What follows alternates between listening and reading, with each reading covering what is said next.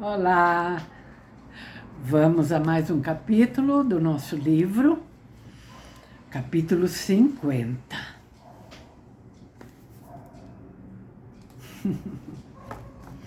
O Sr. Bennet lamentava ter desperdiçado todo o seu rendimento sem tomar as devidas precauções para garantir o futuro da mulher e das filhas. Agora, mais do que nunca, se arrependia de não o ter feito. Lídia estava em dívida com o tio, não só em dinheiro, como em honra e bom nome. Só a ele caberia a satisfação de obrigar um dos piores rapazes da Grã-Bretanha a se casar com a filha. Preocupava-o seriamente que a solução tivesse sido conseguida apenas graças ao seu cunhado. Resolveu averiguar a importância exata do seu auxílio e arranjar uma maneira de saldar a dívida tão breve quanto possível.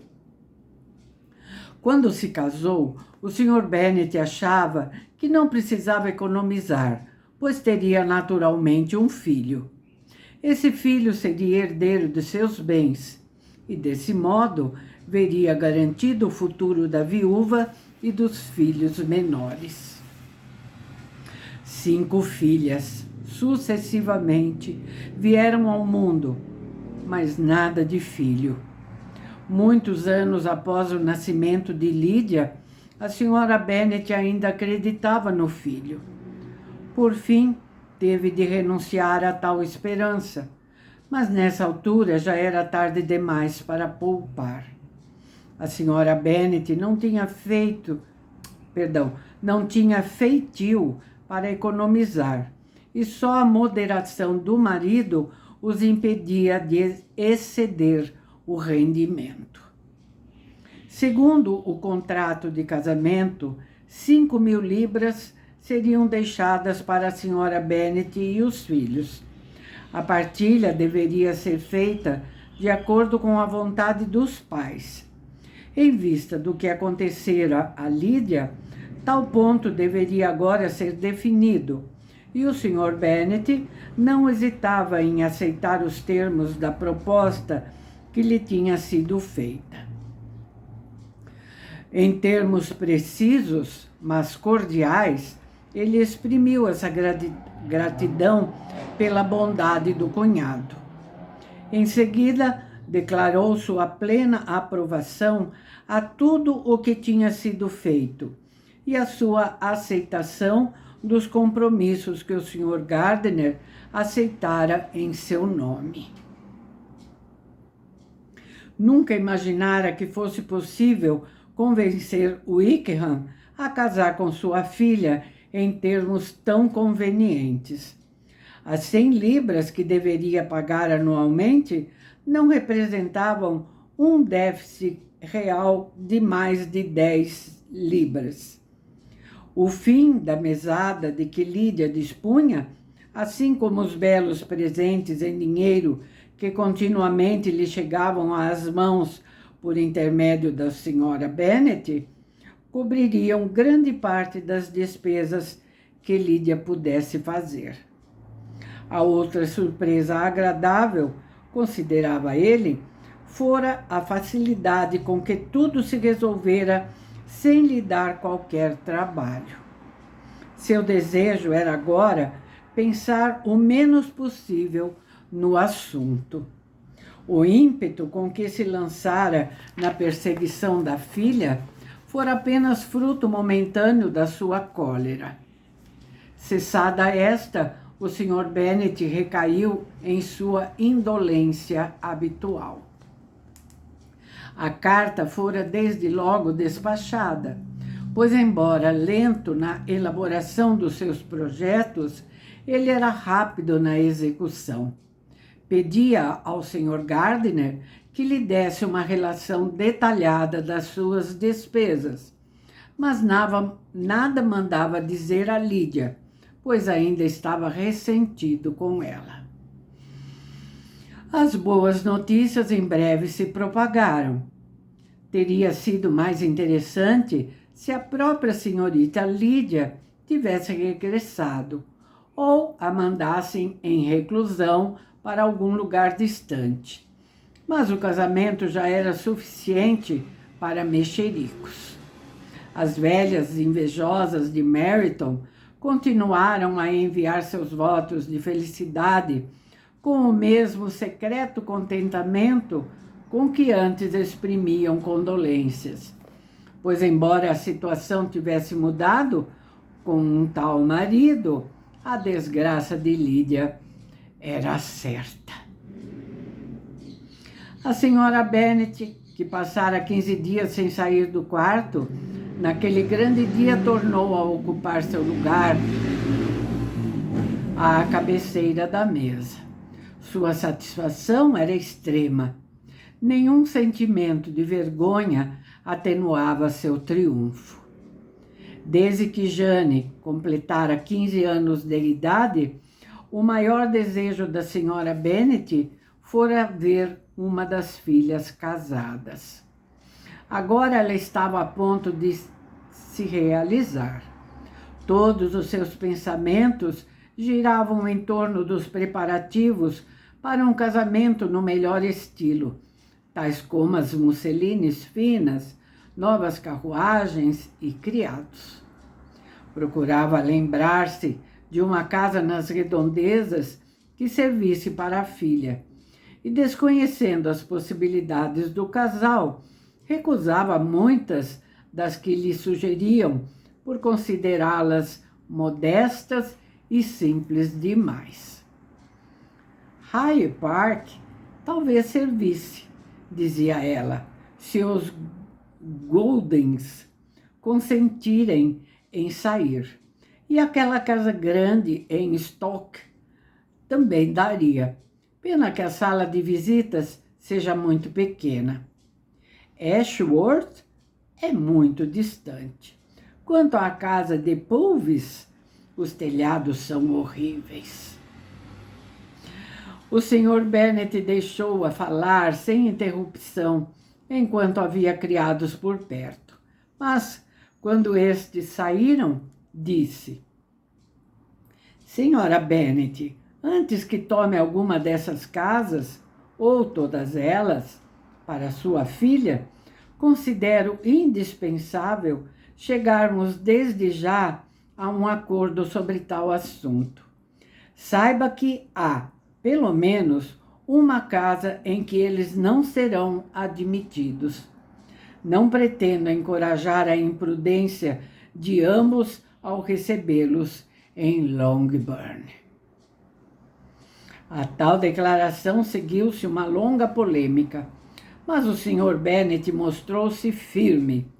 O assunto em breve os conduziu a outro, e a Sra. Bennet descobriu, com espanto e horror, que o marido não estava disposto a adiantar um só tostão para as despesas do enxoval. Declarou intransigente que não seria ele quem, por ocasião do casamento da filha, lhe daria o menor sinal de sua estima. A senhora Bennet recusava-se a compreender e a aceitar tal atitude. Achava impossível que ele levasse seu ressentimento a ponto de recusar à filha um dos privilégios sem o qual o casamento dela pareceria quase que inválido. A senhora Bennet era muito mais sensível à vergonha de ter casado a filha sem roupas novas do que à desonra causada pela sua fuga e pelo fato de ter vivido 15 dias com Wickham sem ser casada. Elizabeth, mais do que nunca, se arrependeu de ter se deixado levar pela aflição do momento e revelado ao Sr. Darcy seus anseios quanto ao futuro da irmã. Com o casamento realizado em breve, talvez tivessem podido esconder tão vergonhoso fato de todos, não diretamente relacionados à família. Ela não receava que o caso se espalhasse por intermédio dele. Havia, atualmente, poucas pessoas em cuja descrição ela tivesse maior confiança. Mas, em contrapartida, não havia ninguém cujo conhecimento da leviandade da irmã a mortificasse tanto.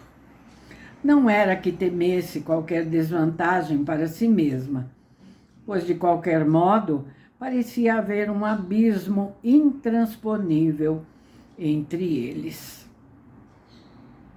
Mesmo que o casamento de Lídia tivesse se realizado da forma mais respeitável, não era possível que o Sr. Darcy insistisse em se relacionar com uma família contra a qual tinha tantas objeções e às quais se vinha juntar uma outra, a de um parentesco íntimo com o homem que ele tão justamente desprezava.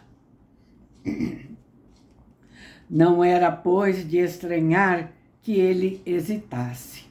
O desejo de obter a consideração de Elizabeth, desejo por ele manifestado em Derbyshire, nunca sobreviveria a tal golpe.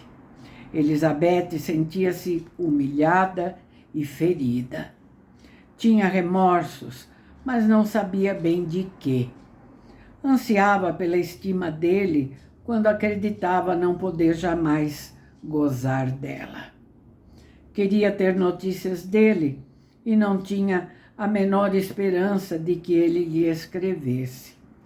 Agora que não via possibilidade de encontrá-lo, acreditava que poderia ter sido feliz com ele.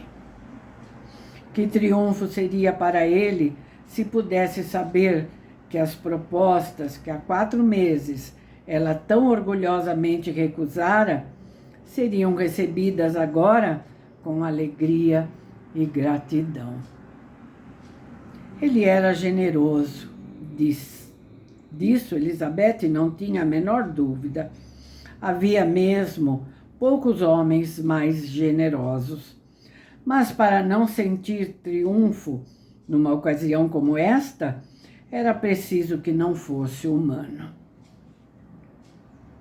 Elizabeth começou a compreender então que o Sr. Darcy era o homem que mais lhe convinha, tanto pelo seu temperamento como pelas suas qualidades. O temperamento dele, embora oposto do dela, vinha ao encontro dos seus desejos. Tal união apenas resultaria vantajosa para ambos. A espontaneidade e naturalidade de Elizabeth contribuiriam para suavizar o temperamento e melhorar também as maneiras dele. Darcy, por outro lado, teria um benefício ainda maior a receber com a segurança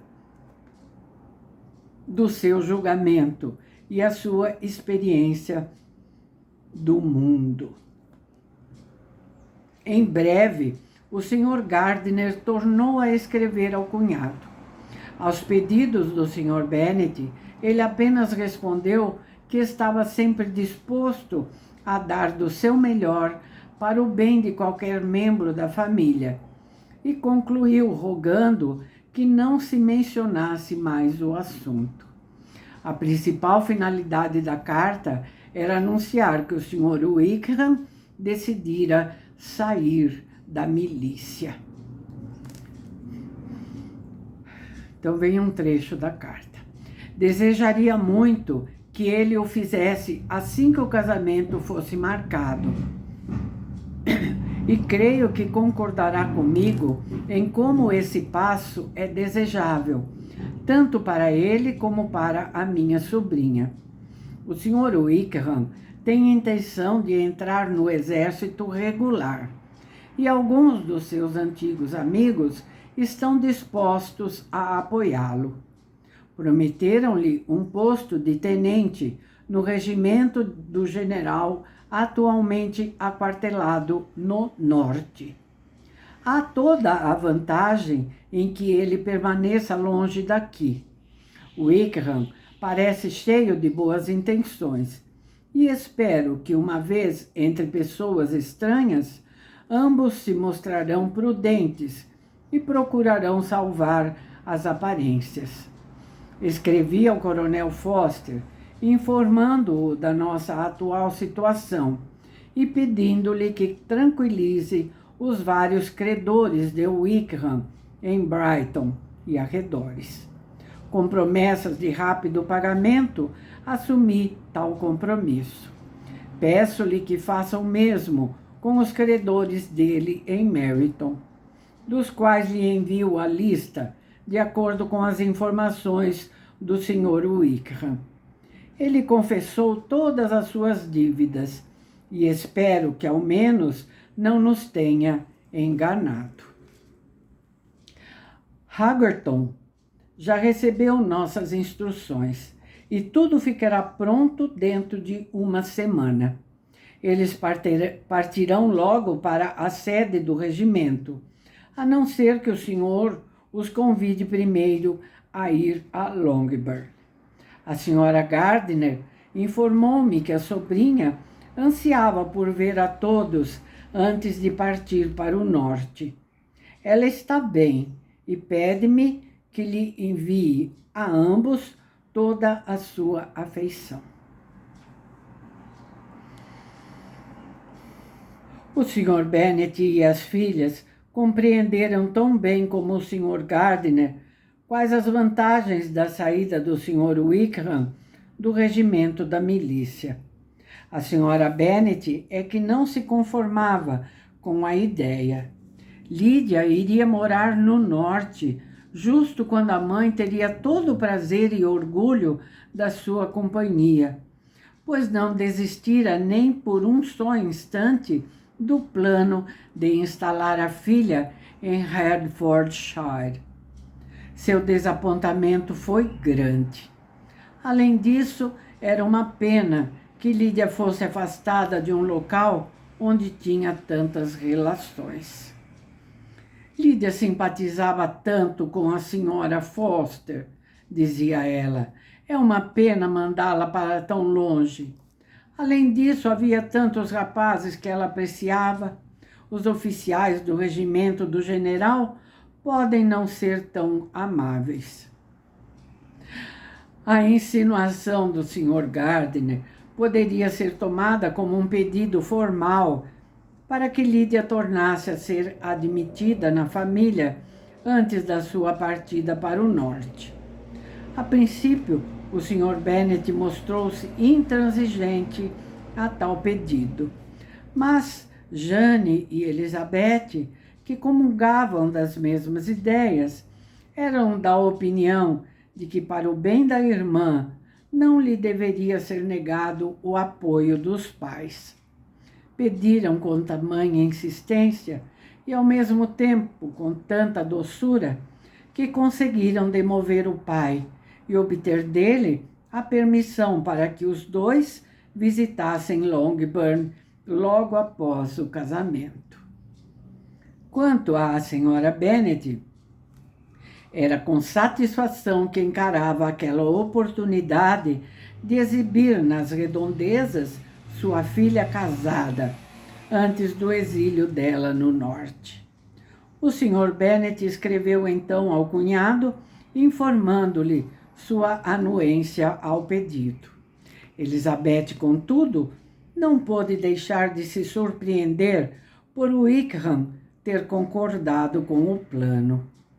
Se tivesse consultado apenas seu coração, um encontro com ele seria a última coisa no mundo que ela mesma desejaria.